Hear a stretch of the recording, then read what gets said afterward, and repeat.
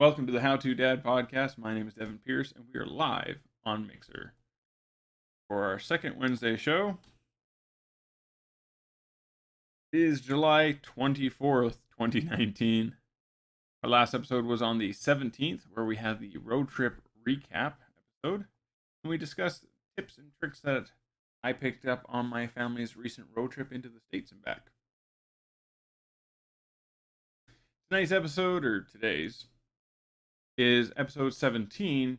We're talking raising resilient children, stage 3. Each week, guys, I bring you tips, tricks for parenting, adulting, and life as a whole, and share the tools of my toolbox with you to help you be better equipped for life's great adventure.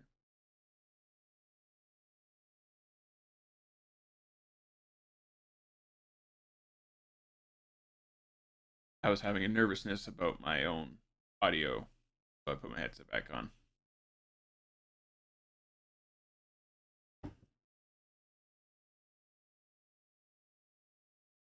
The HowToDad podcast is owned and hosted by myself, Devin Pierce, and is licensed under a Creative Commons Attribution Non-Commercial Share Alike 4.0 International License.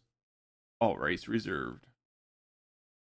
Currently, we are available for audio listeners on Anchor, Apple Podcasts, Google Podcasts, Spotify, Breaker, OverCast, and Pocket Casts, RadioPublic.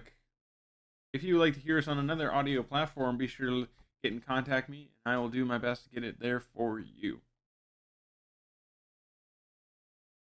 We first talked about raising resilient children back on episode 3, which was on March 24th, 2019, and then again for episode 8. So it's been a while. Episode 8 was on April 28th, 2019.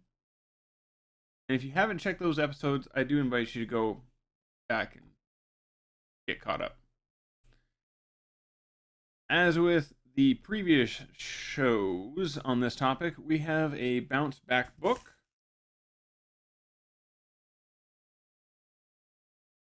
from Alberta Health Services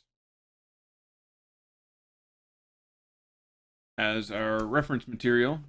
Stage 3 is about the ages of 5 to 9 years of age. Also, birds made out of animated fruit pieces, maybe, seem to be our guides for this book.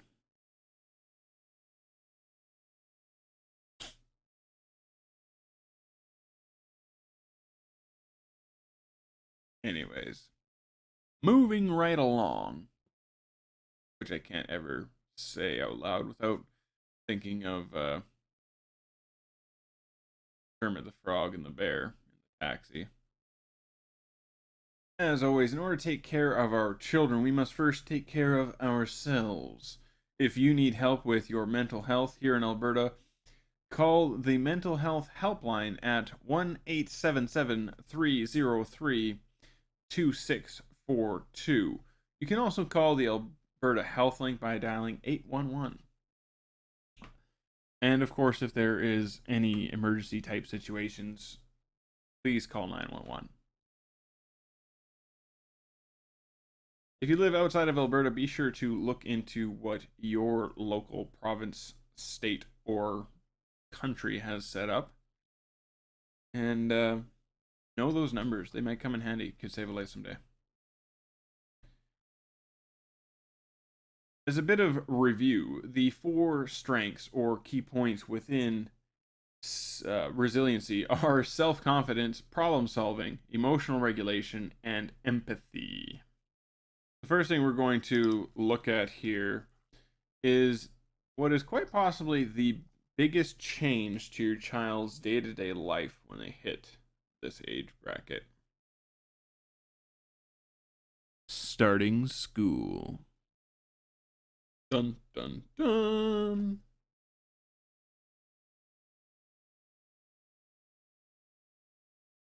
Especially when your kids first go into full-time school. I mean, I know like the part day thing, preschool, part time, part days is all that fun stuff. It's really quite popular now. I know for my daughter's first day of kindergarten this year, they're doing like 5-part days or something foolish like this. I don't understand it. Just throw them in the deep end, either the swim or the sink, guys. Let's go. Get her done. Whatever. Not my basket. Not my eggs. Somebody else can crack them.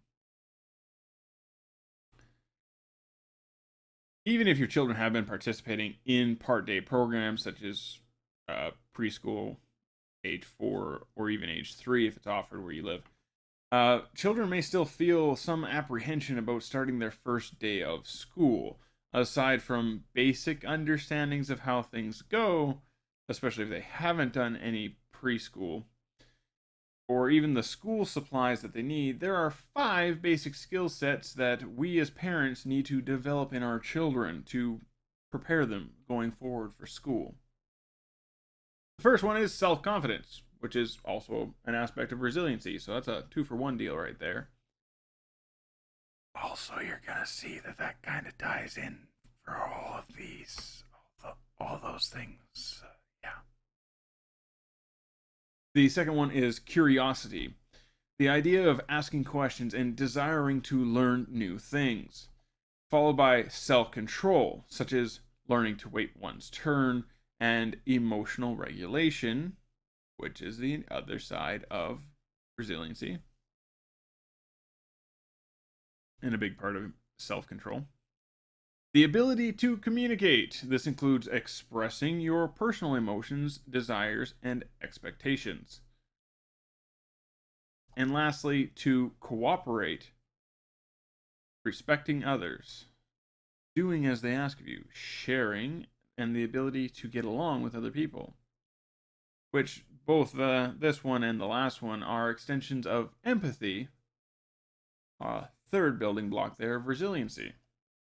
Now, the fourth block of resiliency, the problem solving, is kind of an umbrella statement, one that is utilized or can be applied to all 5 of those previously mentioned basic skills.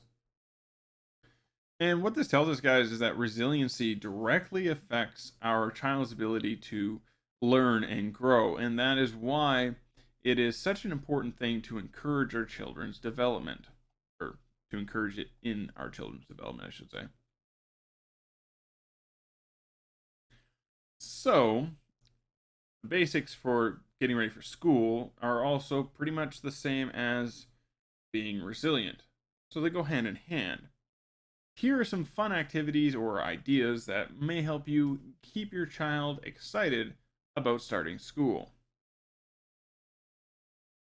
Over the summer, up leading to their school attendance, take your child to their new school and let them play at the playground. This will let them become aware of their surroundings, at least in part, for their first day of school. If they're more comfortable playing at the playground because they are aware of it, this will allow your child to have a level of confidence. So even if things don't quite go so well in the first part of their morning, at recess, they can have the opportunity to regenerate their confidence because they are more familiar with the outside of the school than, say, the inside. Plan with your child's help how they will be going to and from school, whether they're taking the bus or you're dropping them off. Having them aware of the routine that's about to be instilled on them will prevent them from worrying about it. And with less stress on your children, the more they can learn and relax. This one could be fun. Having your child draw what they feel or think the first day of school will look like. Just give them a blank piece of paper and some crayons and let them have at it. Be sure to ask questions once they're finished and ask her, and answer any questions that they come up with while they're drawing for you. This will help them settle their own concerns, some that you might not have even thought of, but they have a question, so they ask you, and then you tell them, well, this, and they're like, okay, cool. And now, because you've answered all their questions about what their first day of school might be like, they will be more comfortable going there and more confident in having it happen. Let your kid pick their backpack and their lunch kit. And if there's a lot of like, obviously these are stupid and they're not going to work to contain the mess that is a child's backpack and lunch, pick a few ones that you know are the correct size for your child and what you expect them to be taking for lunch, and let them pick out of those, right? This goes back to our choice making that we've always talked about. Give them choices, just make sure you like both options. Also, that ain't right either. Include your child in the lunch making process, whether it goes from coming up with a grocery list or simply in the mornings or the night prior helping you build their lunches. There's a lot of different ways that you can involve your kids in that. You get to make sure that they're getting a well-balanced and healthy meal. They get to know what they're going to get so that they aren't confused later. And this is another opportunity for a lot of choices to help build their self-confidence. Do you want apple juice or orange juice? Do you want juice or chocolate milk? Do you want a spinach and feta wrap, or do you want a ham and cheese wrap? You know? They're going to get food. That's the important part. And they get to pick what it is, and that'll make them happy. And happy children are usually a good thing. When it comes to school, there's a really big question that I think more parents need to ask themselves and then listen to my answer. Why is it important to have a good parent-teacher relationship? Got an answer? Well, if you haven't thought about it, once your child starts school, I'm going to lower this camera a little bit because you guys can't see my hand gesturing. So taboo. I just covered up my whole camera. Oh. This looks better. You can see my hands doing their hand things. I also see how crooked that chair is because it's missing a leg. So if you haven't thought about it, once your child starts school, their teacher or teachers, well, actually see more of your kids than you will in most cases.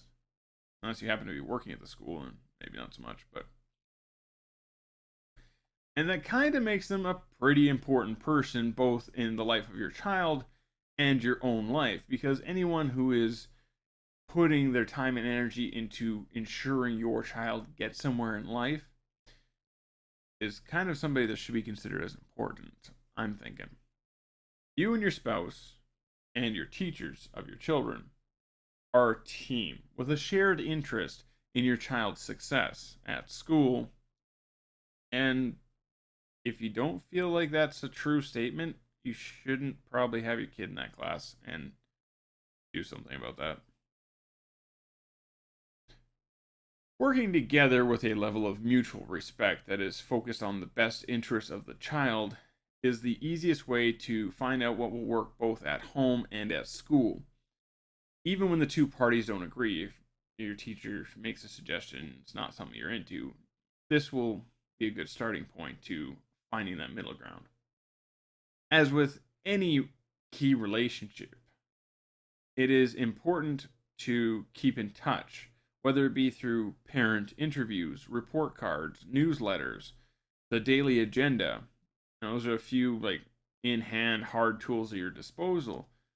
But this is the 21st century, come on. Additionally, you got most schools implementing apps of some kind or another. Many schools also have Twitter accounts and Facebook pages, and there's Facebook groups, so that you can be in contact with pretty much everybody. My kids' schools have used Dojo, the Remind app, and PowerSchool in the past. They're sticking with PowerSchool for sure. They use that one for the report cards now. Dojo, I'm not so sure they're going to stick around with. I didn't really get it. The messaging portion of it was fine, but Remind works great as a messaging app on its own. So 6 of one and half dozen of the other. When working with your children's teachers, you should be sure to set reachable goals to help your child recover from mistakes or to make new headway in their education. Knowing their strengths will make it a lot easier for you, and giving them obtainable goals will help build their overall resiliency in school going forward by building their confidence. I always talk about how I need building blocks, and I never bring them downstairs. There's like a billion up there, but whatever. Another quick tip: help your child stay organized by assigning a shelf or bin, maybe even just a specific spot in the kitchen, as an example, as a location for them to place their agenda, zip folder, and notes from school. And then you have to go and make it a part of your daily routine for them to tell you when there are things there. Make sure you're reviewing them that night, because nothing sucks more than being caught with your pants down because you didn't read something that was sent home. Our school is really bad for sending a notice home the day before your kid is getting an award instead of, like a week ahead, so you can plan or maybe schedule it at work, which would make sense. But, they just... I'm pretty sure they just randomly pick kids the day before. They're like, well, Bob, Frank, and Jimmy haven't gotten an award this year, so let's throw them a bone. And that's why we don't have any advance warning. But they swear that's not how it works.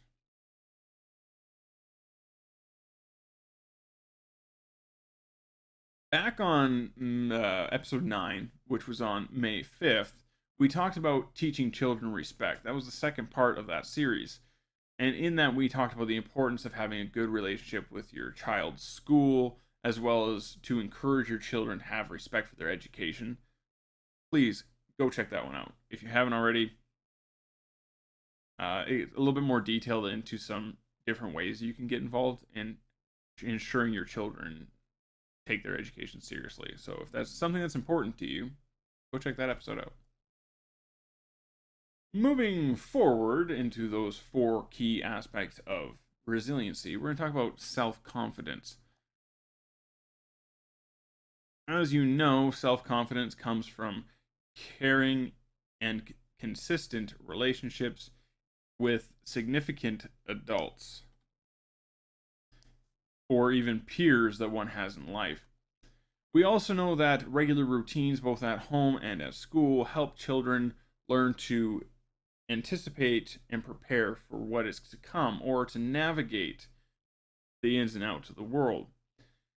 So they start to understand how they may be required to act. In the early school years, children are becoming more independent and capable at the same time. So they start learning the rules and behaviors of society. Through our encouragement and support, we can help build up their self-confidence, and they will be better equipped to take on more grown-up responsibilities. In school, the way children learn in the subjects they like, and the subjects they like, I should say, start to become very clear early on. Some children may require more help in certain subjects than others, that kind of thing. And it is at this age that they begin to develop their sense of personal qualities and strengths, understanding that they are different from other people. All of which are really big things when you think about it. And to think that 5-year-olds are learning this is kind of impressive. I know 30-year-olds that don't know who they are yet.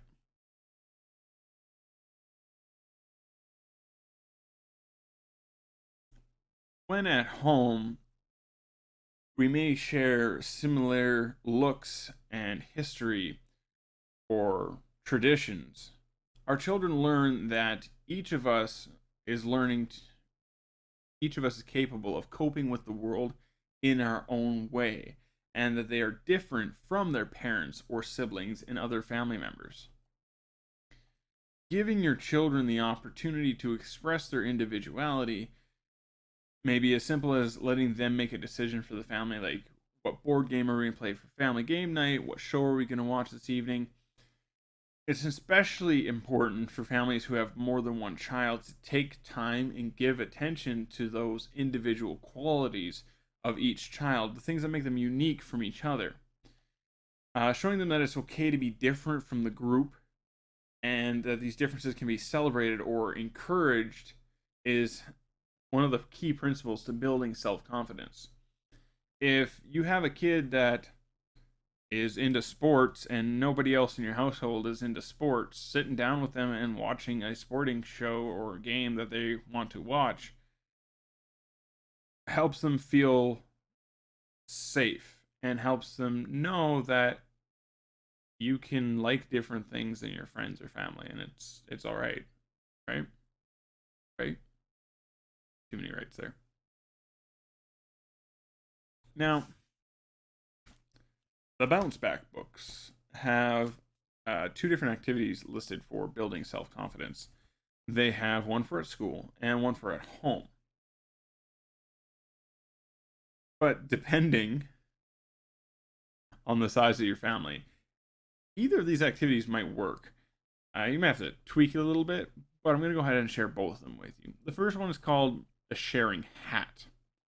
This one is the one recommended for schools, but the basic premise is that you take a hat, all the members of your group or classroom, put their names on a little bitty piece of paper, put them in the hat. A selection of team members or classmates pick names from the hat.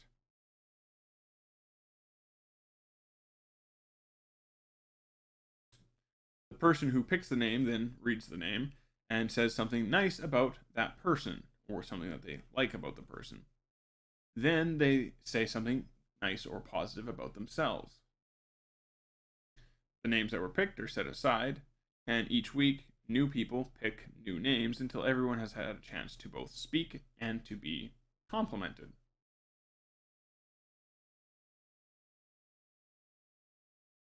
And once you're done all the names, you put them back in the hat and start over. It's just a nice way to hear nice things from different people. The key here is to give each child the opportunity to speak out loud or publicly about one person and themselves. The at-home variation of this is called a sharing circle. The family sits in a circle and you pick who goes first, and the person who starts says something nice about themselves and the person next to them. You pick which way you want to go when you start, but whatever.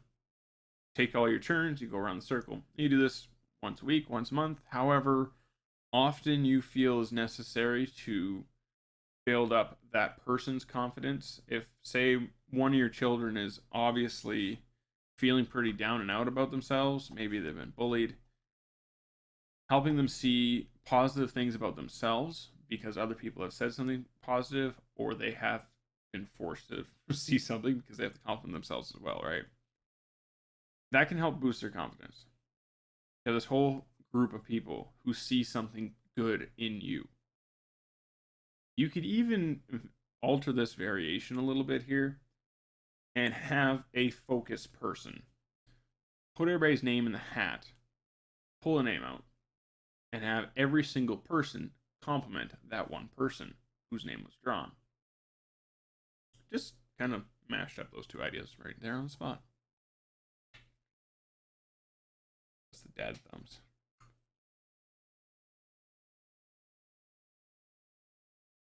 And I'm sure there are way more activities that you could also use for building up self-confidence.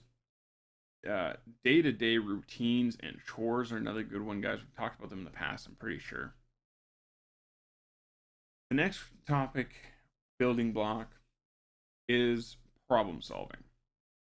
And as a society, I have to say, problem solving is probably the place where we fail most often. And in my opinion, it is one of the most difficult things to properly teach children. The reason for that is because a lot of us haven't actually learned to properly problem solve. So how do you role model that for someone else and teach them how to do it right? If you're still not sure. There's a lot of trial and error in parenting. I'm just going to throw that out there. There is no such thing as a perfect parent. And sometimes you learn everything you're teaching your kids as you're teaching it to them.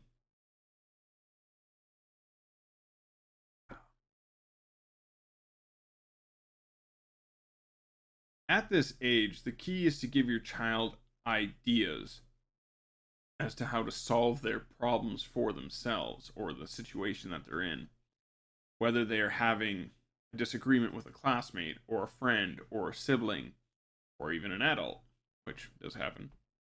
Concepts such as leaving the situation, ignoring poor behavior that isn't a danger to someone else, calmly knowing to calmly state what it is that they desire or need from the other person, knowing when to apologize and how to properly apologize. Saying sorry doesn't fix anything, guys. Changes in behavior show that you mean what you say, right? And encouraging that in your children is a really hard thing. I might actually have to I'm going to write that down as a show note idea, actually. Here's my list.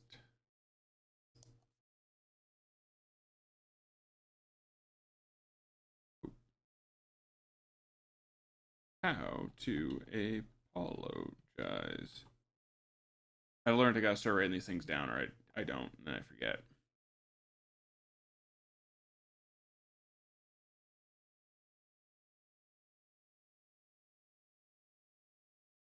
Another solution guiding thing is to finding a compromise that's fair for both parties involved, whether it's trading something, sharing something, or taking turns.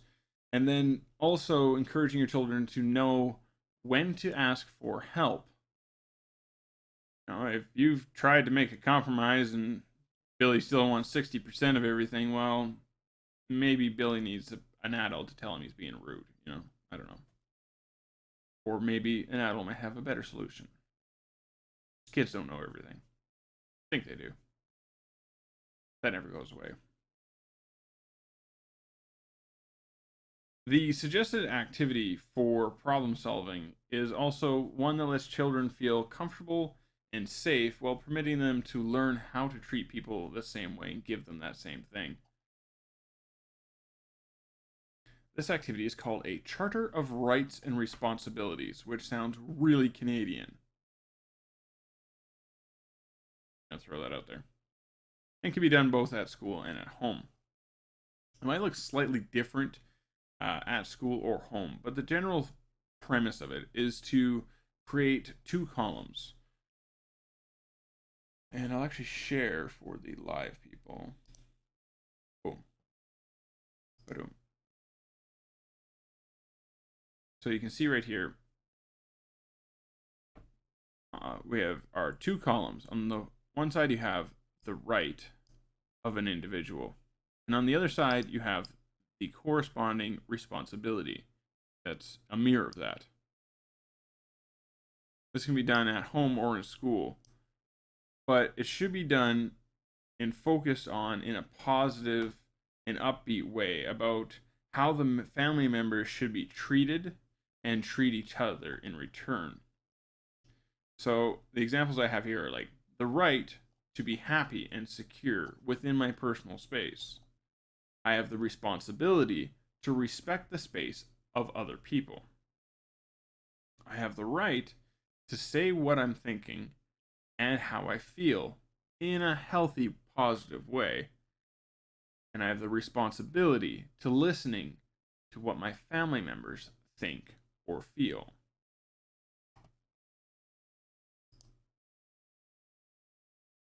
Pretty good example, I think. Once you're finished going through these rights and responsibilities, which would probably follow along the lines of household rules, if you have or haven't done them, maybe this is a better way to get it across to your children, even, depending on the child. make sure that you put this somewhere where everybody can read it. And so if someone feels like their rights are being ignored, or someone feels someone else isn't adhering to their responsibilities, you have that there for reference, right? When it comes to emotional regulation, this gets tricky in that it can often become a reactionary educational process. What I mean by that is that a child will have an emotional moment or react poorly to a situation, and then we correct their poor behavior rather than preemptively educating them on how to react to a situation. And far too often, we don't encourage positive reactions. And we talked about this in previous episodes as well, how important it is to draw attention to good behaviors as much as to draw attention to the bad behaviors and correct them. The reason for this is because if children are going to do anything, they are going to do the thing that gets them the most attention. If the only way they can ever get you to look at them is by misbehaving, then they're going to misbehave. If you are constantly in their face about how great and awesome their behavior is, well, obviously that gets your attention, so they're going to keep doing that. As they get older, this gets tricky, but it definitely is true for younger ages. And that's what we're focusing on. 5 to 9. As children start to learn the rules and values of society, they can form relationships based around that. One of the best things in emotional management children learn at this age is patience and acceptance. Now, with acceptance, that is both accepting their own failures and accepting the success of others. So, not being a poor loser, right? The majority of educating our children on managing their emotions comes from positive role modeling of our own emotional management. We all have bad days. That's okay. You do you. Try your best. That's all I'm asking. If you need help managing your emotions, then go get help. I mentioned some phone numbers at the start of this episode. Go check them out. Talk to your personal health care professional. They don't care. But if you need a hand, get a hand.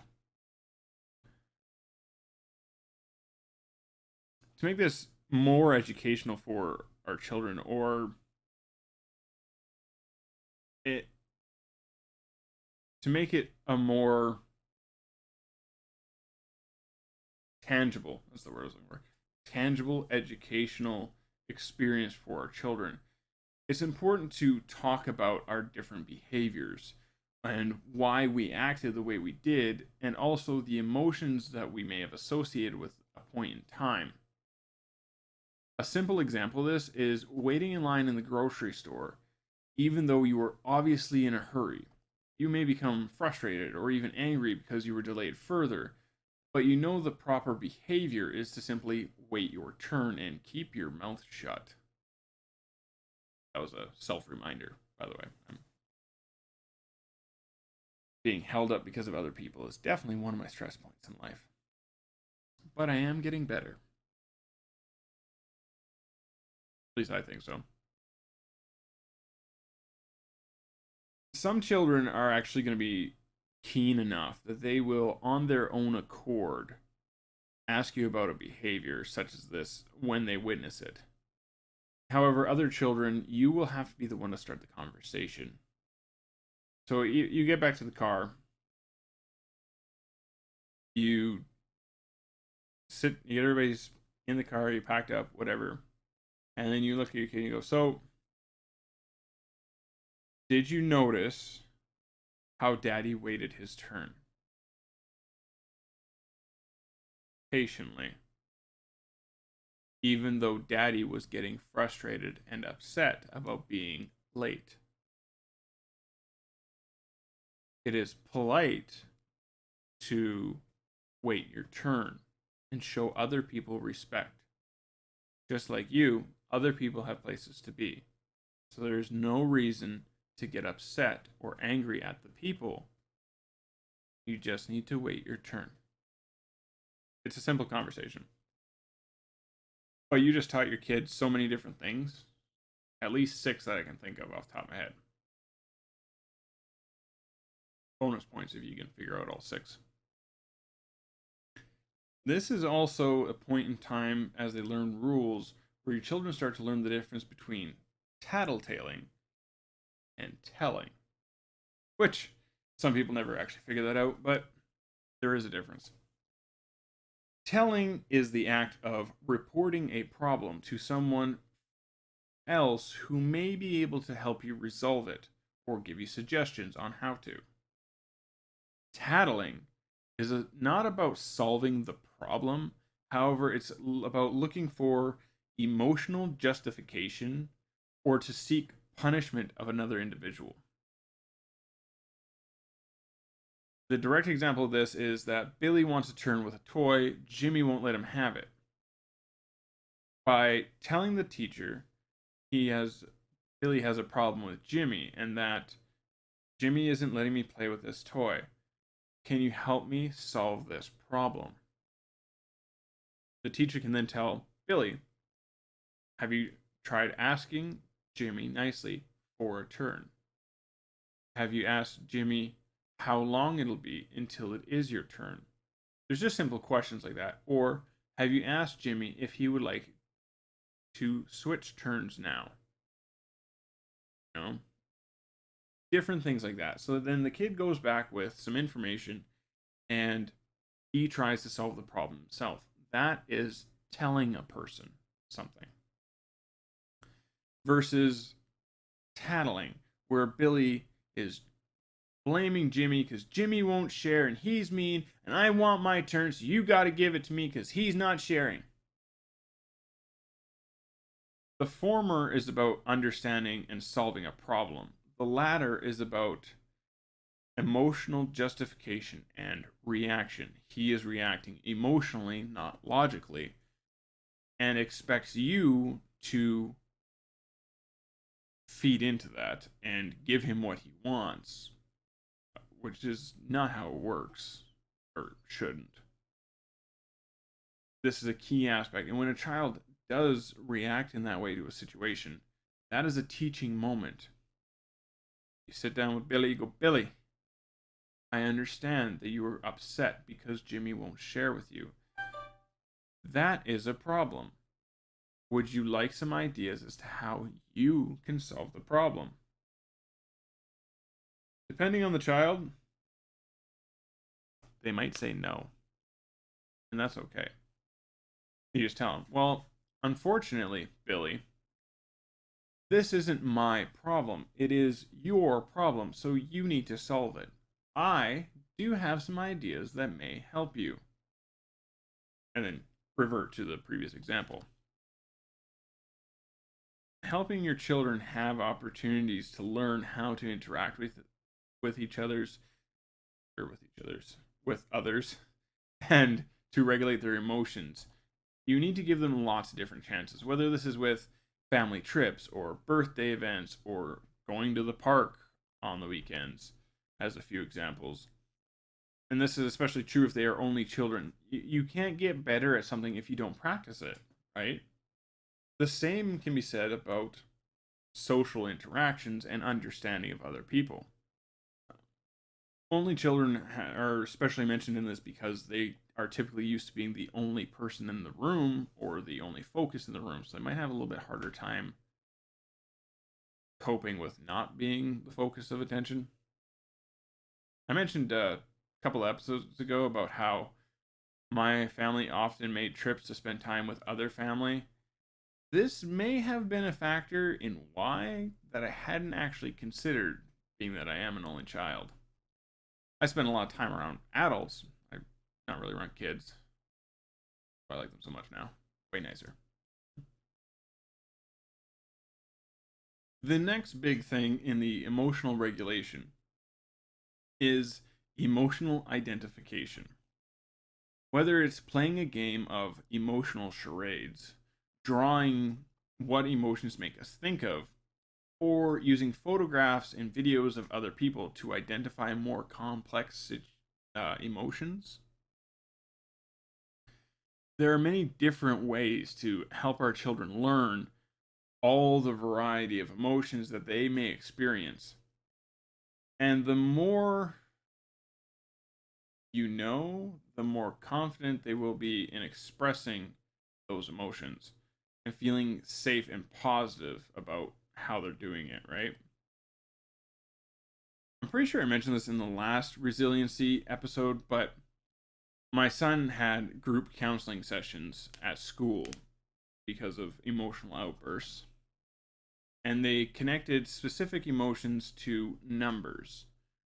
He knew what emotions were, but for some reason he couldn't verbalize very well, if at all, how he was feeling.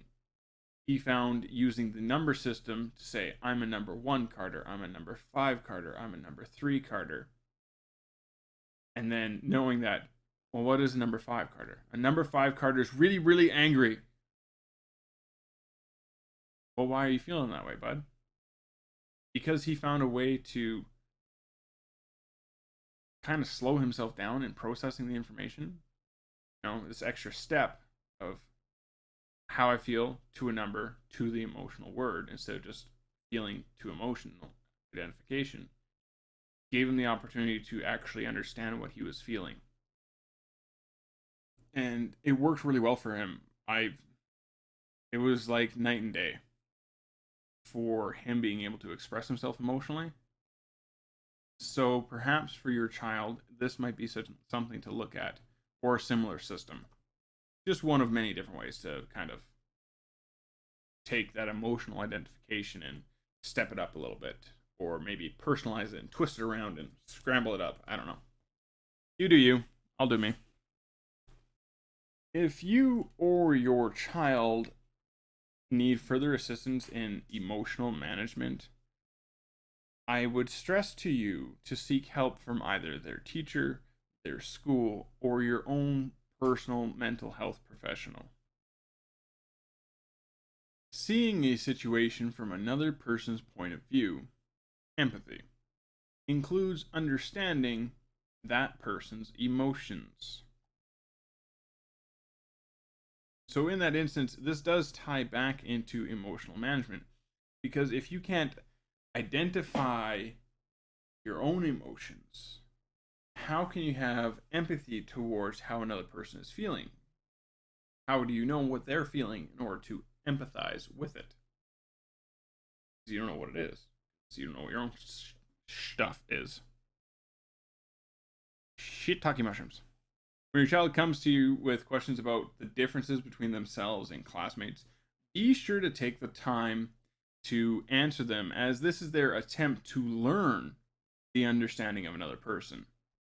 Even if it's a really superficial difference like skin color or language barriers or accents, it's still a level of understanding. And one of the ways that you can encourage understanding of other people is by taking part in like multicultural days and stuff, or reading books or watching movies from other cultures.